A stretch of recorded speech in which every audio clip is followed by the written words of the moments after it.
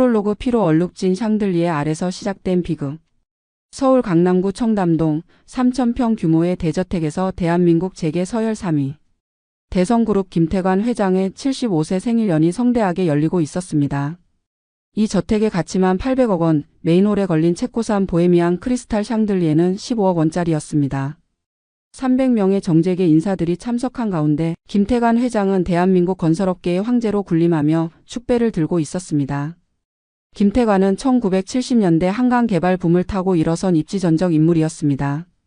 한때 막노동꾼이었던 그가 이제는 건설업에서 시작해 반도체, 조선업, 정유업, 금융업까지 아우르는 거대 재벌 제국을 일궈냈습니다. 연 매출 50조 원, 계열사 127개, 임직원 15만 명을 거느린 대성그룹의 절대 권력자였습니다. 그의 한마디면 국회의원도 꼼짝 못하고 청와대 고위직도 전화를 받는 무소불위의 존재였습니다. 하지만 이 화려한 연회장에서 불과 50m 떨어진 지하 1층 주방에서는 완전히 다른 세계가 펼쳐지고 있었습니다. 가정부 박미란 50세.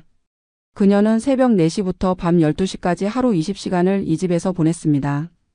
15년간 김가의 더러운 뒤처리를 도맡아 왔던 그녀였습니다. 미란의 손은 거칠고 갈라져 있었습니다. 매일 독한 세제와 표백제에 시달린 결과였습니다. 무릎은 관절염으로 삐걱거렸지만 아픈 내색 하나 할 수 없었습니다. 월급 180만 원으로 딸 은지의 대학 등록금과 생활비를 감당해야 했기 때문입니다. 은지는 미란의 유일한 희망이자 삶의 이유였습니다. 서울대학교 경영학과 4학년 22세. 장학금을 받으며 최우 등으로 학업을 이어가고 있었습니다. 미란은 딸이 자신과는 다른 삶을 살기를 간절히 바랐습니다. 더러운 걸레질이나 화장실 청소가 아닌 정장을 입고 사무실에서 일하는 품이 있는 직업을 갖기를 원했습니다.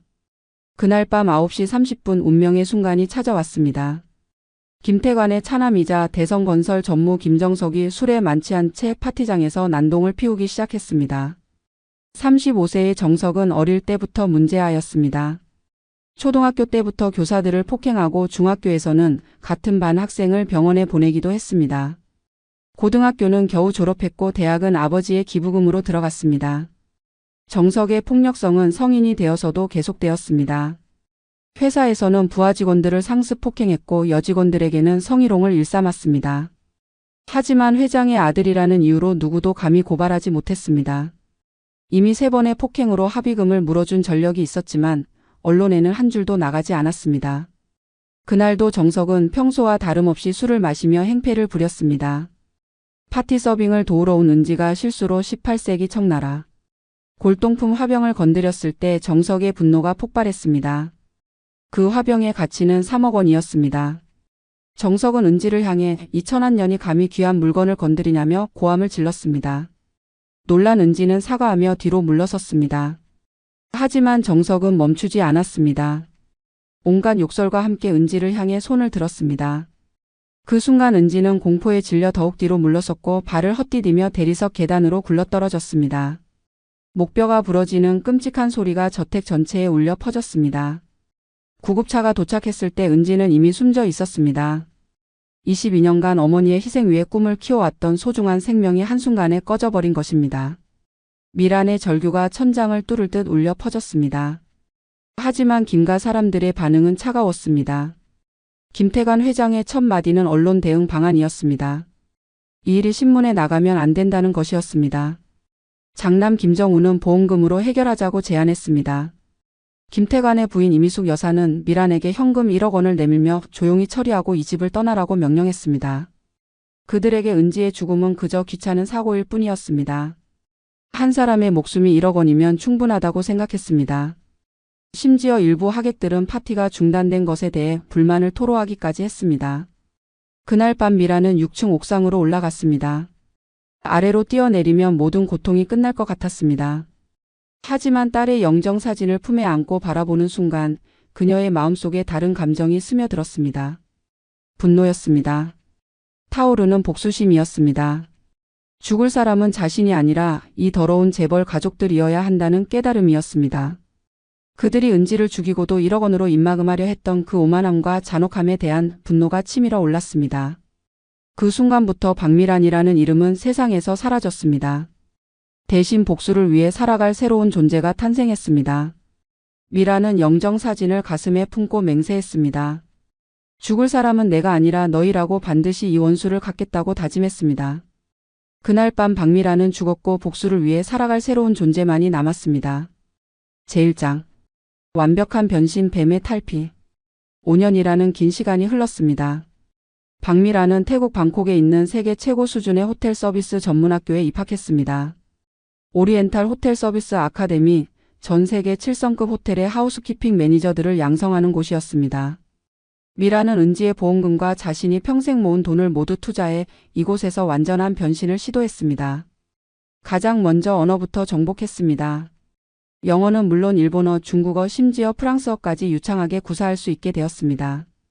국제적인 매너와 에티켓을 완벽히 습득했고 VIP 고객들을 상대하는 고급 서비스 기법을 몸에 익혔습니다. 와인 소믈리에 자격증, 플라워 디자인 자격증, 심지어 요리까지 모든 분야를 섭렵했습니다. 3년간의 교육 과정을 마친 후에는 싱가포르의 7성급 호텔에서 실무 경험을 쌓았습니다. 세계 각국의 왕족과 재벌들을 상대하며 그들의 취향과 습성을 파악하는 법을 배웠습니다. 어떤 말에 기분 좋아하는지, 어떤 행동에 신뢰를 보내는지, 어떻게 해야 완전한 믿음을 얻을 수 있는지를 체득했습니다. 가장 중요한 변화는 외모였습니다. 성형수술을 통해 얼굴을 완전히 바꾸었습니다. 처진 눈꺼풀을 올리고 낮은 코를 높였으며 각진 턱선을 부드럽게 다듬었습니다. 흰머리를 염색하고 체형도 관리했습니다. 구부정했던 어깨는 곧게 펴졌고 거친 손은 매끄럽게 변했습니다. 새로운 정체성도 완벽하게 만들어냈습니다. 이름은 강수아, 나이는 45세. 부산 출신으로 해외에서 15년간 호텔업에 종사했다는 경력이었습니다. 싱가포르 샹그릴라 호텔 하우스키핑 매니저 출신, 홍콩 포시즌스 호텔 VIP 서비스 팀장 경력을 가진 것으로 설정했습니다. 모든 서류와 증명서는 해외 인맥을 통해 완벽하게 위조되었습니다. 드디어 한국으로 돌아올 시간이 되었습니다. 강수아는 국내 최고급 하우스키핑 서비스 회사인 프리미엄 홈 서비스에 지원했습니다.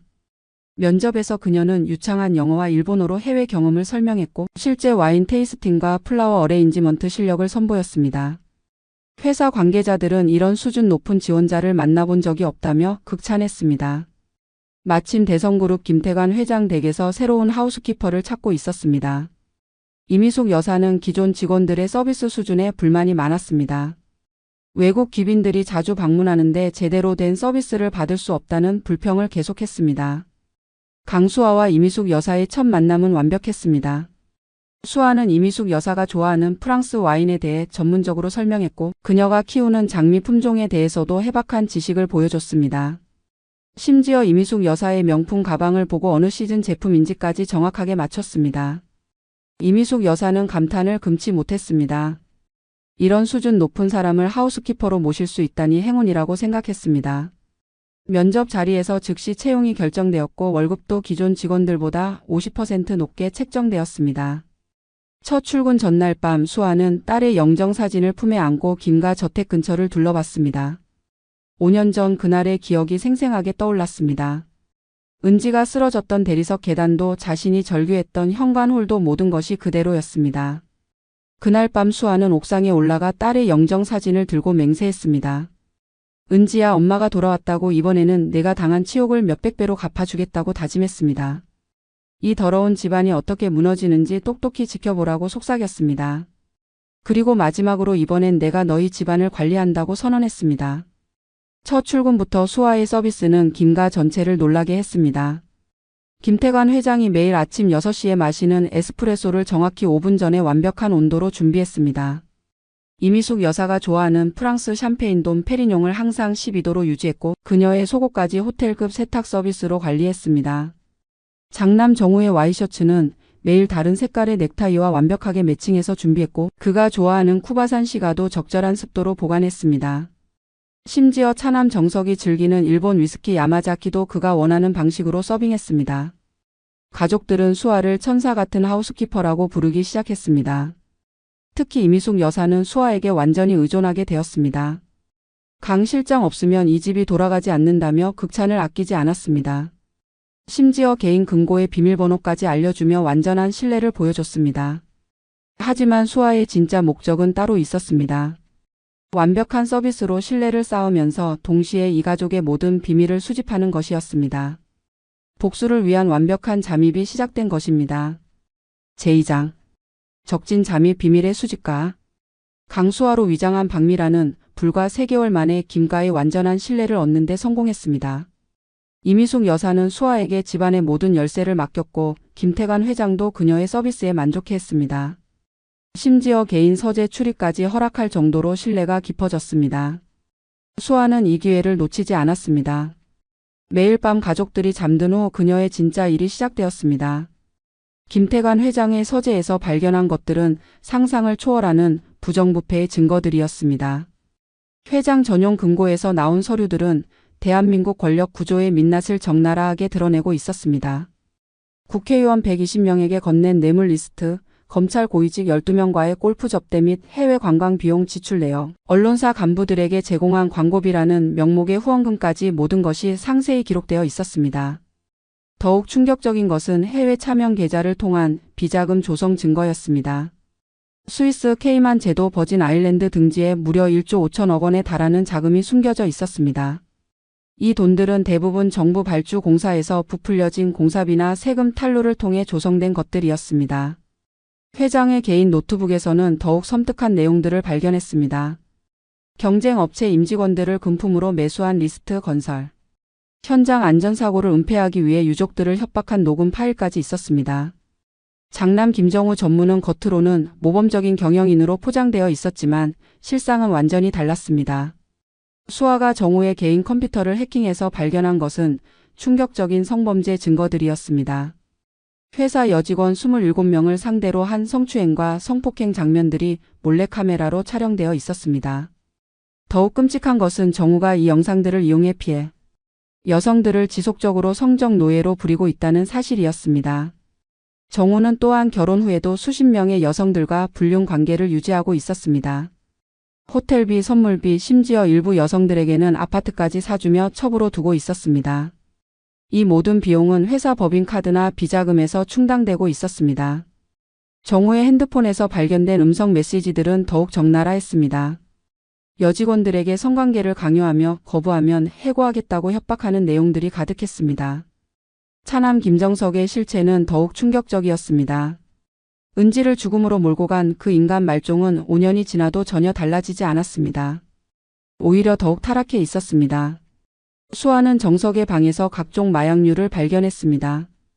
코카인, 헤로인, 필로폰 등이 고급 시가 상자 안에 숨겨져 있었고 사용한 주사기들도 곳곳에서 발견되었습니다. 정석의 도박 중독은 이미 회복 불가능한 수준이었습니다. 마카오, 필리핀, 라스베이거스의 카지노에서 잃은 돈만 무려 400억 원에 달했습니다. 그 빚을 갚기 위해 회사 건설 자금을 빼돌리고 있었고 심지어 가족들 모르게 저택까지 담보로 잡혔습니다. 가장 위험한 것은 정석이 동남아시아 조직폭력배들과 연결되어 마약 밀수와 인신매매에까지 관여하고 있다는 사실이었습니다. 김태관의 막내딸 유진은 겉으로는 순수한 25세 대학원생으로 보였지만 내면은 완전히 비틀어져 있었습니다. 수아가 유진의 일기장을 통해 발견한 내용은 소름 끼치는 것들이었습니다. 유진은 아버지가 죽으면 유산을 독차지하기 위해 치밀한 독살 계획을 세우고 있었습니다. 인터넷 다크웹을 통해 청산가리, 리신, 탈륨 등 각종 독극물을 구입했고 사용법을 상세히 연구해 놓은 노트까지 작성해 놓았습니다. 유진의 계획은 매우 치밀했습니다. 아버지의 지병인 고혈압 약에 독극물을 섞어 서서히 중독시키는 방법이었습니다. 이미 몇 차례 시험 삼아 미량의 독을 넣어봤다는 기록도 있었습니다. 더욱 섬뜩한 것은 가족들까지 제거할 계획을 세우고 있다는 점이었습니다. 어머니와 두 오빠까지 모두 죽이고 자신 혼자 모든 유산을 독차지하려는 계획이었습니다. 이미숙 여사 역시 깨끗하지 않았습니다. 수아는 이미숙이 상류층 부인들과 함께 거대한 부동산 투자 사기를 벌이고 있다는 사실을 알아냈습니다. 강남 재개발 지역에 대한 가짜 내부 정보를 유포해 수십 명의 피해자들로부터 500억 원을 가로챈 것이었습니다. 이미숙의 개인 계좌에는 사기로 얻은 돈들이 여러 개의 가명 계좌로 분산되어 보관되어 있었습니다. 매일 밤 자정이 넘으면 수아는 은지의 영정사진 앞에 앉아 그날 수집한 정보들을 보고했습니다. 은지야, 이 집안 사람들은 정말 썩을 대로 썩었다고 서로가 서로를 찌를 칼날을 이미 쥐고 있다고 속삭였습니다. 엄마는 그냥 그 칼날들이 제대로 찔리도록 방향만 잡아주면 된다고 다짐했습니다. 6개월이 지나자 수아는 김과 구성원 모두의 치명적인 약점을 완벽히 파악했습니다. 각자의 범죄 증거들, 서로를 멸망시킬 수 있는 폭탄들이 모두 그녀의 통제하에 있었습니다. 이제 본격적인 복수 작전을 시작할 때가 온 것입니다. 수아의 눈빛에는 차가운 복수심이 불타오르고 있었습니다. 제3장 균열의 씨앗 독의 확산. 강수아는 김과 사람들의 모든 비밀을 손에 넣은 후 그들을 서로 파멸시키는 정교한 심리전을 시작했습니다. 그녀의 전략은 단순했지만 치명적이었습니다. 가족들이 서로의 비밀을 알게 만들어 내부에서부터 무너뜨리는 것이었습니다. 첫 번째 타겟은 이미숙 여사와 막내딸 유진이었습니다. 수아는 유진이 구입한 독극물 영수증을 일부러 이미숙 여사의 서재 책상 위에 떨어뜨려 놓았습니다. 며칠 후 이미숙이 청소를 핑계로 딸의 방을 뒤지게 만드는 것은 어렵지 않았습니다. 수아가 유진 양이 요즘 아버님을 볼 때마다 이상한 눈빛을 보낸다고 은근히 흘린 말이 효과를 발휘한 것입니다. 이미숙이 딸의 방에서 각종 독극물들과 독살 계획서를 발견했을 때의 충격은 상상을 초월했습니다. 그녀는 히스테리를 부리며 유진과 격렬한 대치를 벌였습니다. 내가 아빠를 죽이려고 했냐는 이미숙의 절규가 저택 전체에 울려 퍼졌습니다. 유진은 발뺌하려 했지만 너무나 명확한 증거 앞에서는 어쩔 수 없었습니다. 모녀 사이의 신뢰는 완전히 무너졌고 식사 시간마다 차가운 냉전이 계속되었습니다. 수아는 이 상황을 더욱 악화시켰습니다. 이미숙에게는 유진 양이 요즘 아버님 약을 관리하겠다며 자주 가져간다고 속삭였고 유진에게는 어머님이 유진 양의 일거수일투족을 감시하고 있다고 불안감을 조성했습니다. 가족 식사 시간은 이제 서로를 경계하는 전쟁터가 되었습니다. 두 번째로 수아는 형제 간의 갈등을 부추겼습니다. 정우의 성추행 동영상 중 일부를 정석이 발견하도록 교묘하게 조작했습니다. 정석의 컴퓨터에 파일을 심어놓고 동시에 정석의 도박, 빚 관련 문서를 정우의 사무실 책상 위에 실수로 흘려놓았습니다. 형제들이 서로의 치부를 알게 되자 둘 사이의 관계는 돌이킬 수 없을 만큼 악화되었습니다. 정우는 동생이 회사 돈을 빼돌린 증거를 아버지에게 고발하겠다고 협박했고 정석은 형이 성추행 영상을 폭로하겠다고 맞받아쳤습니다. 두 사람은 같은 집에 살면서도 서로 말도 섞지 않았고 회사에서도 공개적으로 대립했습니다. 대성그룹 임직원들 사이에서는 후계 구도에 큰 변화가 있을 것이라는 소문이 돌기 시작했습니다. 수아는 여기서 멈추지 않았습니다. 정석의 마약 사용 증거를 익명으로 정우에게 보냈고 정우의 불륜 현장 사진들을 정석에게 전달했습니다. 형제는 더 이상 한 집에 있을 수 없을 정도로 서로를 증오하게 되었습니다. 심지어 서로 다른 시간에 식사하고 가족 모임도 피하는 지경에 이르렀습니다. 가장 결정적인 순간은 수아가 언론사에 익명 제보를 시작한 때였습니다. 그녀는 정우의 성추행 동영상 중 가장 충격적인 장면들을 편집해서 주요 방송사의 시사 프로그램에 전달했습니다. 동시에 정석의 해외 도박과 조직폭력배 연결 증거도 경제신문사에 제보했습니다. 대성그룹 장남 성추행 의혹, 대성건설 전무 불법 도박 스캔들이라는 헤드라인이 연일 터져 나왔습니다. 언론 보도가 시작되자 김가는 완전한 비상사태에 돌입했습니다. 김태관 회장은 분노와 스트레스로 혈압이 200까지 치솟아 응급실에 실려갔고 이미숙 여사는 신경안정제 없이는 잠들 수도 없는 상태가 되었습니다. 하지만 가족들은 서로를 의심하기 시작했습니다. 형이 동생을 제거하기 위해 언론에 흘린 것인지 동생이 복수를 위해 형을 고발한 것인지 알 수 없었기 때문입니다. 수아는 이 혼란 상황에서도 완벽한 하우스키퍼 역할을 연기했습니다. 정말 큰일이라며 걱정스러운 표정을 지으면서도 실제로는 가족 간의 불신을 더욱 깊게 만드는 정보들을 계속해서 흘렸습니다.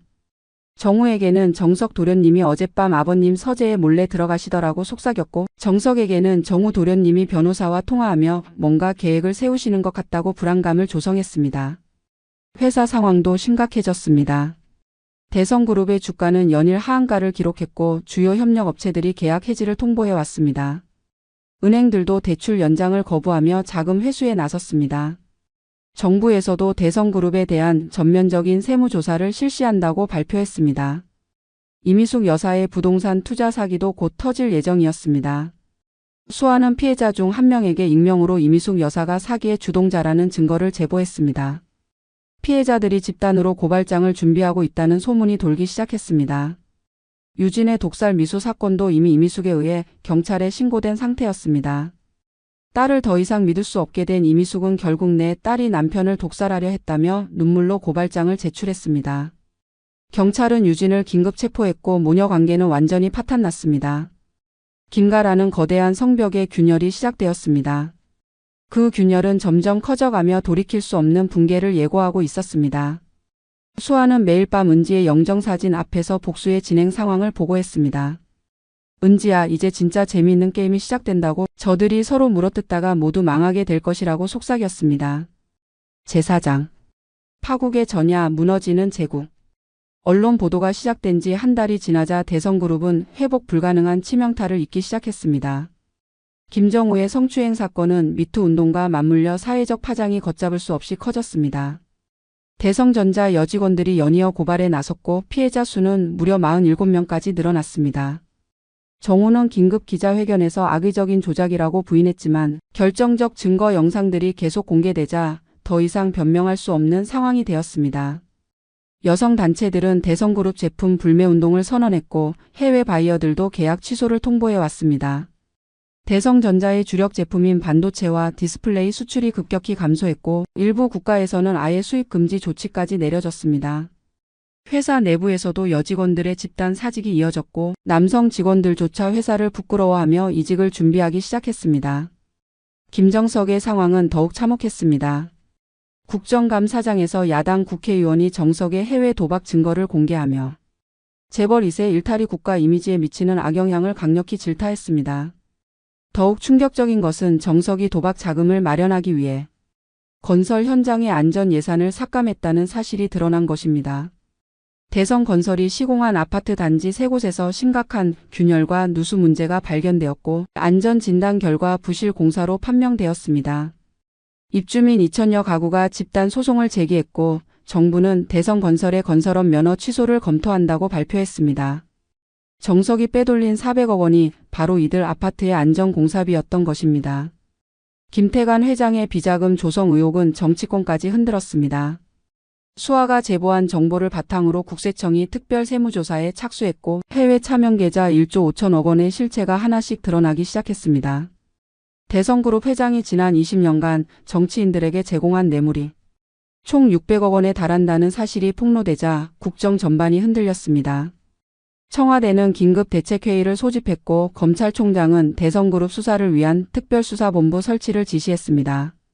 김태관 회장을 피의자 신분으로 긴급 소환하겠다는 발표가 나오자 회장은 극도의 스트레스로 심근경색을 일으켜 중환자실에 입원했습니다. 이 모든 상황 속에서 김가 사람들의 상호 불신은 극에 달했습니다. 수아는 이 불신의 불길에 계속해서 기름을 부었습니다. 이미숙 여사에게는 정석 도련님이 아버님의 의식이 없을 때를 노려 뭔가를 계획하고 있는 것 같다고 속삭였고 정우에게는 유진 양이 석방된 후 복수를 다짐하고 있다는 소문을 흘렸습니다. 유진의 독살 미수 사건이 언론에 보도되면서 김가의 막장 드라마는 절정에 달했습니다. 자식이 부모를 독살하려 했다는 충격적인 사실에 온 국민이 경악했습니다. 이미숙 여사가 친딸을 경찰에 신고했다는 사실까지 알려지면서 가족의 붕괴가 적나라하게 드러났습니다. 법정에서 유진이 어머니가 나를 모함했다며 절규하는 모습이 생중계되자 시청자들은 이 가족의 참상에 혀를 찼습니다. 대성그룹의 주가는 상장 이후 최저치를 기록했습니다. 시가총액이 절반 이하로 떨어졌고 신용등급도 투기등급으로 강등되었습니다. 주요 은행들이 대출 회수에 나섰고 협력업체들도 외상 거래를 중단했습니다. 계열사 직원 15만 명의 생계가 위험에 처했고 정부는 대성그룹 사태가 국가 경제에 미칠 파급 효과를 우려한다고 발표했습니다. 김정우와 김정석 형제는 이제 서로를 완전한 적으로 여기게 되었습니다. 정우는 변호사를 통해 정석의 횡령 증거를 검찰에 제출하겠다고 공개적으로 선언했고 정석은 형이 성범죄 추가 증거를 폭로하겠다고 맞받아쳤습니다. 두 사람은 같은 집에 살면서도 경호원을 대동하고 다닐 정도로 서로를 경계했습니다.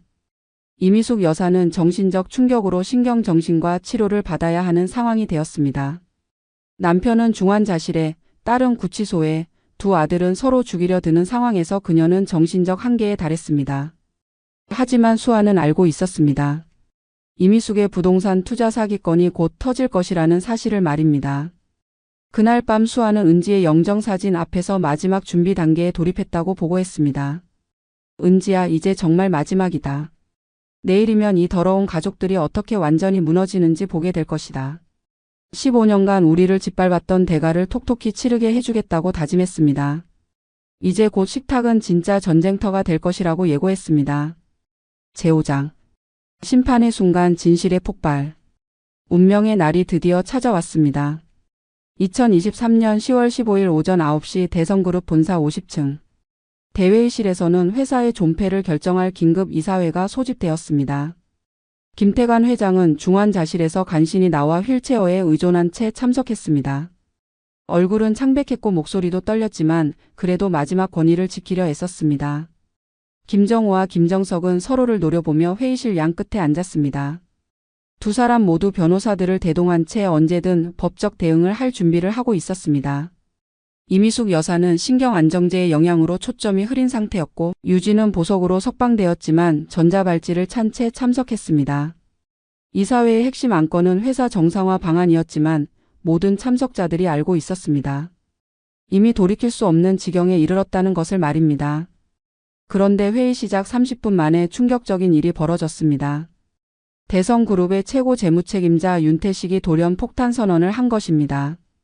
윤태식은 지난 15년간 김태관 회장의 최측근으로 모든 비리에 가담해온 인물이었습니다. 그런 그가 갑자기 회장님, 더 이상 숨길 수 없다며 모든 진실을 공개하겠다고 선언했습니다. 사실 윤태식도 수아의 치밀한 계획에 의해 조종당하고 있었습니다. 수아는 윤태식의 개인적인 비리 증거를 확보한 후 그를 협박해 이 순간을 위해 준비시킨 것입니다. 윤태식은 정치인 뇌물 600억 원, 검찰 고위직 매수 200억 원, 언론사 압력 자금 150억 원, 해외 차명 계좌 도피 자금 1조 5천억 원에 이르는 구체적인 비자금 내역을 상세히 공개했습니다. 더욱 충격적인 것은 정우와 정석의 범죄 증거까지 모두 폭로한 것입니다. 정우 전무의 성추행 사건을 회장이 알고 있었으며 피해자들에게 합의금 명목으로 150억 원이 지급되었다는 사실, 정석 전무의 도박 빚 400억 원이 회사 건설비에서 몰래 충당되었다는 사실까지 모든 것이 만천하에 드러났습니다. 김태관 회장은 분노로 얼굴이 새빨갛게 변하며 윤태식을 향해 미친 것이 아니냐고 소리치려 했지만 말을 끝마치기도 전에 가슴을 움켜쥐며 쓰러졌습니다. 회의실은 순식간에 아수라장이 되었고 구급차가 다시 출동했습니다. 바로 그 순간 검찰 특수부 수사관들이 대성그룹 본사로 몰려왔습니다. 압수수색 영장을 들고 나타난 80여 명의 수사관들이 건물 전체를 봉쇄했습니다. 회장실, 임원 사무실, 전산실, 심지어 지하 금고까지 모든 곳이 수색 대상이 되었습니다. 언론사 취재진들도 몰려와 이 모든 상황을 생중계했고 대성그룹 전면 수사라는 속보가 전국에 타전되었습니다. 오후 3시 수사관들은 김과 봉가 저택으로도 몰려왔습니다. 강수아는 평소와 다름없이 차분하게 수사관들을 맞이하며 가족들에게 이미 연락했다고 안내했습니다. 하지만 속으로는 이 순간을 얼마나 기다렸는지 모를 일이었습니다. 드디어 복수의 클라이맥스가 시작된 것입니다. 김정우와 김정석, 이미숙 여사가 긴급히 집으로 돌아왔을 때 세 사람의 얼굴은 새파랗게 질려 있었습니다. 수사관들이 집 곳곳을 뒤지는 동안 수아는 거실로 가족들을 불러 모으며 중요한 말씀을 드릴 것이 있다고 차분히 말했습니다. 수아는 거실 대형 TV를 켰습니다. 그리고 지난 1년간 수집한 증거 영상들을 차례로 재생하기 시작했습니다. 첫 번째는 김태관 회장이 국회의원들에게 현금 뭉치를 건네는 장면이었습니다. 비밀리에 설치한 소형 카메라가 포착한 결정적 순간들이었습니다. 두 번째는 정우가 여직원들을 성추행하는 추악한 장면들이었습니다. 가족들 앞에서 재생되는 끔찍한 모습에 정우는 얼굴을 가렸습니다. 세 번째는 정석이 마카오 카지노에서 회사 자금으로 도박하는 장면이었습니다. 수아가 해외 협력 업체를 통해 확보한 증거였습니다. 네 번째는 유진이 독극물을 인터넷으로 주문하고 독살 계획을 세우는 모습이었습니다. 마지막으로는 이미숙 여사가 친구들과 부동산 투자 사기를 모의하는 전화통화 녹음이 재생되었습니다. 가족들은 경악했습니다. 이미숙 여사가 떨리는 목소리로 이게 다 무엇이냐고, 어떻게 이런 것들을 확보했냐고 물었습니다. 수아는 차분하게 자신이 15년간 그들의 더러움을 닦아온 가정부 박미란이라고 밝혔습니다. 순간 거실이 얼어붙었습니다.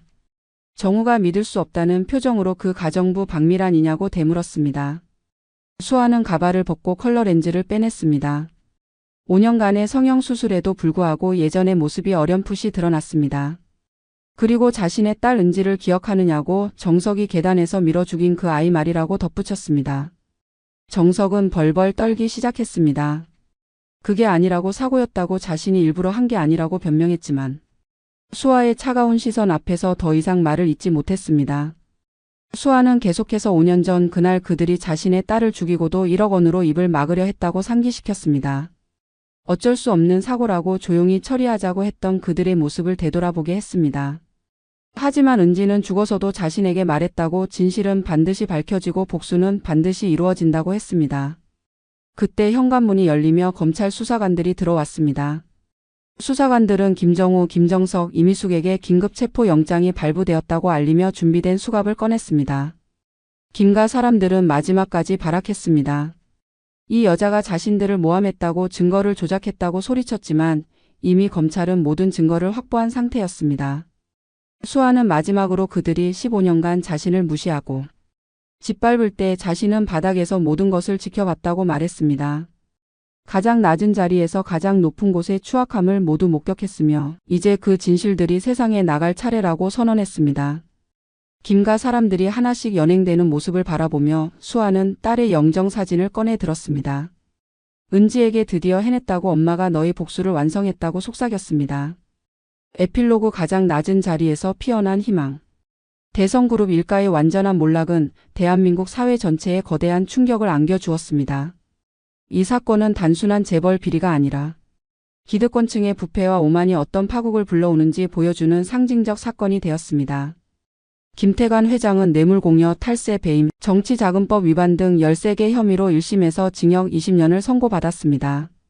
75세의 나이에 법정에 휠체어를 타고 나온 그는 내가 이렇게 될 줄 몰랐다며 끝까지 현실을 받아들이지 못했습니다. 의료진은 그가 5년 이상 생존하기 어려울 것이라는 진단을 내렸습니다. 장남 김정우는 성폭행, 강제추행, 업무상 배임 등의 혐의로 징역 15년을 선고받았습니다. 피해자만 47명에 달한 그의 성범죄는 한국 재벌가 역사상 최악의 사건으로 기록되었습니다. 법정에서 그는 자신의 행위를 인정하며 눈물로 사죄했지만 이미 너무 늦었습니다. 차남 김정석은 횡령, 도박, 조직폭력배 연루, 마약 사용 등의 혐의로 징역 12년을 선고받았습니다. 은지를 죽음에 이르게 한 바로 그 인간은 법정에서 그때 정말 실수였다며 뒤늦은 사과를 했지만 누구도 그의 변명을 믿지 않았습니다. 두 형제는 법정에서도 서로를 원망하며 상대방이 자신을 이 지경까지 몰고 왔다고 서로를 탓했습니다. 이미숙 여사는 부동산 투자 사기와 아동학대 방조 혐의로 징역 10년을 선고받았습니다. 500억 원 규모의 사기 사건의 주동자였던 그녀는 법정에서 자신이 무엇을 잘못했는지 모르겠다며 억울함을 토로했지만 판사는 냉정하게 가정부의 딸이 죽었을 때 보인 비정한 태도와 수십 명을 기만한 투자 사기의 심각성을 지적했습니다. 피해자들의 눈물 섞인 진술이 법정을 울렸습니다. 막내딸 유진은 존속살인 미수 혐의로 징역 7년을 선고받았습니다. 25세의 나이에 감옥에 들어간 그녀는 정신적 충격으로 치료를 받아야 하는 상황이 되었습니다. 부모를 독살하려 했던 그녀의 일기장은 법정 증거로 제출되어 온 국민에게 충격을 주었습니다. 대성그룹은 완전히 해체되었습니다. 주요 계열사들은 외국 기업들에게 헐값에 매각되거나 파산 절차를 밟았습니다. 반도체 사업부는 중국 기업에, 조선업은 일본 기업에 넘어갔습니다. 15만 명의 직원들이 실직했고 수천 개의 협력업체들이 연쇄 도산했습니다. 한때 대한민국 경제의 한 축을 담당했던 거대 기업이 하루아침에 사라진 것입니다. 김가가 소유했던 청담동 대저택을 비롯해 전국의 부동산 50여 채, 골프장 3곳, 리조트 2곳 등 모든 자산은 피해자 배상금과 국고 환수금으로 몰수되었습니다. 해외 차명 계좌의 1조 5천억 원도 모두 동결되어 국가에 환수되었습니다. 한때 재산 순위 10위 안에 들었던 김태관 회장 가족은 빈털터리가 되었습니다. 가장 극적인 변화는 박미란에게 일어났습니다. 그녀는 복수를 완성한 후 검찰 조사에 적극적으로 협조했습니다. 15년간의 가정부 생활과 1년간의 잠복 증거 수집 과정에서 목격한 모든 범죄 행위를 상세히 증언했습니다. 법원은 그녀의 증언을 결정적 증거로 인정했고 동시에 그녀가 은지의 죽음에 대해 그동안 받지 못한 정당한 보상을 받을 수 있도록 판결했습니다. 국가는 은지의 죽음에 대한 배상금으로 30억 원을 지급했고 미란이 15년간 당한 정신적 피해에 대해서도 별도의 위자료를 인정했습니다. 또한 그녀가 복수 과정에서 사용한 방법들이 불법적 요소를 포함하고 있었음에도 불구하고 정당 방위와 공익제보의 성격을 인정하여 형사처벌을 면제했습니다. 복수를 마친 미란은 서울을 떠나 강원도의 작은 산골 도시로 이주했습니다. 그곳에서 그녀는 작지만 따뜻한 분식집을 열었습니다. 가게 이름은 은진애였습니다. 김밥, 떡볶이, 순대, 어묵 같은 서민적인 음식들을 파는 소박한 식당이었지만 정성스럽고 깨끗한 음식으로 동네 사람들의 사랑을 받았습니다. 분식집은 겉보기에는 평범했지만 미란의 정성이 담긴 특별한 공간이었습니다. 김밥 하나를 만들 때도 정성을 다했고 떡볶이 국물도 직접 우린 멸치 육수로 끓였습니다. 손님들은 여기 음식은 다르다고 입을 모았습니다. 무엇보다 주인 아주머니의 따뜻한 마음이 느껴진다고 했습니다. 분식집 벽에는 작은 액자가 걸려 있었습니다. 진실은 오래 기다리지만 반드시 온다라는 글귀였습니다. 손님들은 그 글의 의미를 몰랐지만 미란에게는 평생의 신념이자 딸과의 약속이었습니다. 그 옆에는 은지의 대학 졸업사진이 조용히 걸려 있었습니다. 매일 저녁 장사를 마친 후 미란은 카운터 위에 놓인 은지의 영정사진 앞에 앉았습니다. 딸에게 하루 있었던 일들을 이야기해 주었습니다. 오늘은 중학생 아이들이 와서 떡볶이를 맛있게 먹었다는 이야기, 혼자 사는 할아버지가 김밥을 드시며 맛있다고 하셨다는 이야기, 대학생이 와서 공부하느라 끼니를 걸렀다며 따뜻한 우동을 먹고 갔다는 이야기들이었습니다. 그 모든 이야기 끝에 미란은 항상 같은 말을 했습니다. 은지야, 엄마는 이제 평범하고 따뜻한 일상이 얼마나 소중한지 안다고, 그리고 너 덕분에 이 평범한 행복을 되찾을 수 있었다고 감사를 표했습니다. 복수는 끝났지만 삶은 계속되어야 한다고 다짐했습니다. 어느 겨울날 저녁 분식집 문을 열고 한 젊은 여대생이 들어왔습니다. 그 아이는 김밥 한 줄을 주문하며 혼자서 공부하느라 끼니를 거르곤 한다고 말했습니다. 미라는 그 모습에서 예전의 은지를 떠올렸습니다. 22살 대학생, 꿈을 위해 열심히 공부하는 모습까지 모든 것이 은지와 닮아 있었습니다. 미라는 김밥과 함께 따뜻한 어묵국을 서비스로 내주었습니다. 추운 날씨에 따뜻한 국물이 얼마나 고마운지 안다며 공부하느라 고생이 많다고 격려했습니다. 그 아이는 감격해하며 어머니처럼 따뜻하게 대해주셔서 고맙다고 인사하고 나갔습니다. 그 아이가 나간 후 미라는 은지의 영정사진을 바라보며 눈물을 흘렸습니다. 하지만 이번에는 슬픔의 눈물이 아니라 위안의 눈물이었습니다. 복수는 끝났지만 삶은 계속되어야 했습니다. 이제는 증오가 아닌 사랑으로, 복수가 아닌 나눔으로 살아가야 할 때였습니다. 6개월 후 은진의 분식집은 동네에서 가장 인기 있는 맛집이 되었습니다. TV 프로그램에서도 소개될 정도로 유명해졌지만 미라는 여전히 한결같은 마음으로 손님들을 맞이했습니다. 그녀에게는 유명세보다 더 소중한 것이 있었습니다. 매일매일 평범한 일상을 살아갈 수 있다는 것, 그것만으로도 충분히 감사한 일이었습니다. 1년 후 미라는 지역 사회복지관에서 자원봉사를 시작했습니다. 어려운 학생들에게 무료로 식사를 제공하고 홀로 사는 어르신들께 도시락을 배달하는 일이었습니다.